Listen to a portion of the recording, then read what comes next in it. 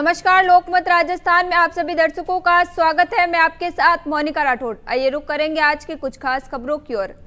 पाकिस्तान अपनी नापाक हरकतों से बाज नहीं आ रहा है, जिसके चलते एलओसी पर तनाव चरम पर है।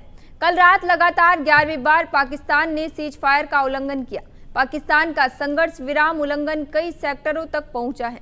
रविवार रात पाकिस्तानी सैनिकों ने बिना किसी उकसावे के पूंछ में गोलीबारी की। पाकिस्तानी सेना जम्मू के पूंछ, राजौरी, मेडर, नौशेरा, सुंदरबनी, अखनूर से लेकर कश्मीर के कुपवाड़ा, बारामूला तक एलओसी पर सीज फायर का उल्लंघन कर चुकी है।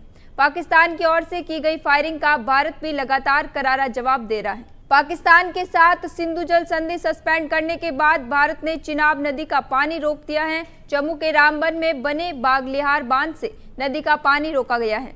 वहीं कश्मीर में किशनगंगा बांध के जरिए झेलम नदी का पानी रोकने की प्लानिंग चल रही है। वहीं दूसरी तरफ पाकिस्तान के मंत्रियों की ओर से लगातार पानी रोके जाने को लेकर भारत को धमकियां दी जा रही हैं। आपको बता दें, भारत लगातार पाकिस्तान को चौतरफा घेरने के कदम उठा रहा है। ऐसे में जानकारी ये भी सामने आ रही है कि आईएनएस विक्रांत ने पाकिस्तानी समुद्री सीमा के बहुत करीब पहुंच बना ली है। वहीं एक पाकिस्तान के सांसद शेर अफजल मरवत ने कहा कि अगर भारत के साथ युद्ध छिड़ा तो मैं इंग्लैंड चला जाऊंगा। सिक्योरिटी फोर्सेस ने सोमवार को जम्मू कश्मीर के पुंछ में आतंकी ठिकाना खोजा है। यहां 5 आईईडी वायरलेस सेट और कुछ कपड़े भी बरामद हुए हैं। पुंछ के सुरनकोट में मारहोट गांव में ये ठिकाना मिला है। सुरक्षा बलों का कहना है कि ये आतंकियों के छिपने की जगह है। इस बरामदगी के बाद श्रीनगर सेंट्रल जेल और जम्मू की कोट बलवाल जेल की सुरक्षा बढ़ा दी गई है। इनमें कई आतंकी बंद हैं जो हमलों में मदद करते हैं। इंटेलिजेंस अलर्ट के बाद ये कदम उठाया गया है। एनआईए ने जम्मू की कोट बिलावल जेल में लश्कर के ओवरग्राउंड वर्कर्स निसार अहमद और मुश्ताक हुसैन से पूछताछ की। दोनों पहलगाम हमले के संदिग्ध हैं। दोनों को 2023 में डांगरी में हुए आतंकी हमले में भी गिरफ्तार किया गया था। पहलगाम में 22 अप्रैल को हुए आतंकी हमले ने भारत और पाकिस्तान के बीच तनाव को चरम पर पहुंचा दिया है। इस हमले में आतंकवादियों ने निहत्थे पर्यटकों को निशाना बनाया, जिसमें 26 लोगों की दर्दनाक मौत हुई। इस घटना ने पूरे भारत में पाकिस्तान के खिलाफ गुस्से की लहर दौड़ा दी है।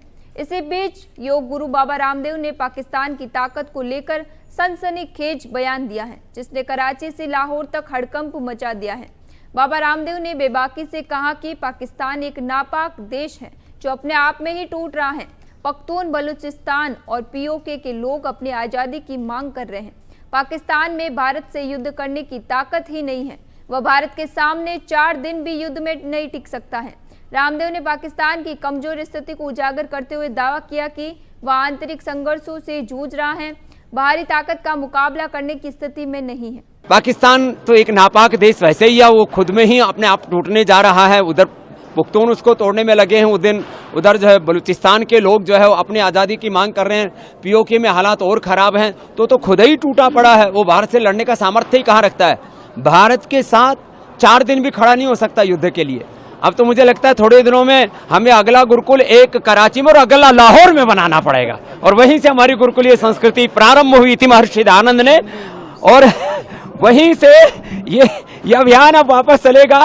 तो 3 गुरुकुल पूज्य आचार्य जी यहाँ बनाएंगे, हम अगला गुरुकुल कराची और लाहौर में बनाएंगे। कानपुर में रविवार रात 8 बजे 4 मंजिला बिल्डिंग में भीषण आग लग गई है। हादसे में एक परिवार के 5 लोग जिंदा जल गए। मरने वालों में माँ बाप और 3 बेटियां हैं। बिल्डिंग के बेसमेंट और ग्राउंड फ्लोर पर जूता चप्पल बनाने का कारखाना है। बाकी 4 फ्लोर में 2 भाई का परिवार रहता था। आग की शुरुआत ग्राउंड फ्लोर पर कारखाने से हुई। देखते ही देखते आग पूरी बिल्डिंग में फैल गई और घरों में रखे सिलेंडर, केमिकल और ऐसी फटने लगे। आग ने 10 से 15 मिनट में पूरी बिल्डिंग को चपेट में ले लिया। घटना के एक वक्त भाई का परिवार दूसरी फ्लोर में था, जबकि बड़े भाई का परिवार एक रिश्तेदार के यहाँ गया हुआ था। आग का पता लगते ही दानिश सबसे पहले अपने बुजुर्ग पिता अकिल को बाहर निकाल कर आए। पश्चिम बंगाल के गवर्नर सीवी आनंद बोस ने मुर्शिदाबाद दंगे पर गृह मंत्रालय को रिपोर्ट सौंपी है। इसमें कट्टरपंथ और उग्रवाद को पश्चिम बंगाल के लिए बड़ा खतरा बताया गया है। गवर्नर ने कहा कि बंगाल को दोहरा खतरा है, जो खास तौर पर बांग्लादेश से सटे मुर्शिदाबाद और मालदा जिलों में ज्यादा है, क्योंकि यहाँ हिंदू आबादी अल्पसंख्यक है। उन्होंने नॉर्थ दिनाजपुर को भी संवेदनशील जिला बताया है। बंगाल गवर्नर ने दावा किया कि मुर्शिदाबाद हिंसा पहले से ही प्लान की गई थी।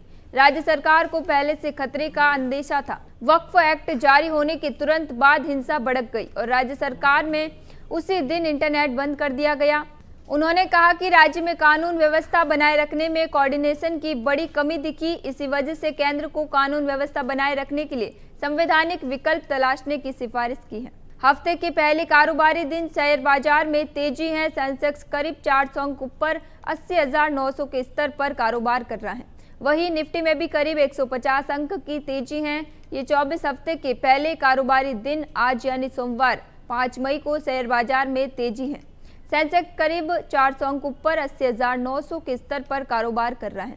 निफ्टी में भी करीब 150 अंक की तेजी है। ये 24,450 के स्तर पर है। वही सेंसेक्स के 30 में से 24 शेयरों में तेजी है। इसके साथ ही एशियन पेंट्स, अडानी पोर्ट्स और टाटा मोटर्स के शेयर में 1% से ज्यादा की तेजी है। इसके अलावा कोटक महिंद्रा बैंक का शेयर 3.30% गिरा है। निफ्टी के 50 शेयरों में से 40 में तेजी है। मौसम विभाग ने आज मध्य प्रदेश, उत्तर प्रदेश सहित देश के 26 राज्यों में आंधी तूफान के साथ बारिश होने की चेतावनी जारी की है। आईएमडी ने यूपी, बिहार में ओले गिरने की भी चेतावनी जारी की है। वहीं दक्षिण भारत और पूर्वोत्तर के राज्यों के कुछ हिस्सों में तेज बारिश होगी, लेकिन अधिकतम तापमान में और ज्यादा गिरावट होने की संभावना नहीं है। मौसम विभाग के मुताबिक सेंट्रल और नॉर्थ इंडिया में 7 से 8 मई तक मौसम ऐसा ही बना रहने का अनुमान है। इधर उत्तराखंड के देहरादून में बादल फटने से सांग नदी में बाढ़ आ गई। इसी दौरान कई टूरिस्ट फंस गए। हालांकि सभी को सुरक्षित निकाल दिया गया है। फिलहाल के लिए इतना ही। फिर लौटेंगे एक नए सच के साथ। तब तक के लिए दीजिए इजाजत। नमस्कार।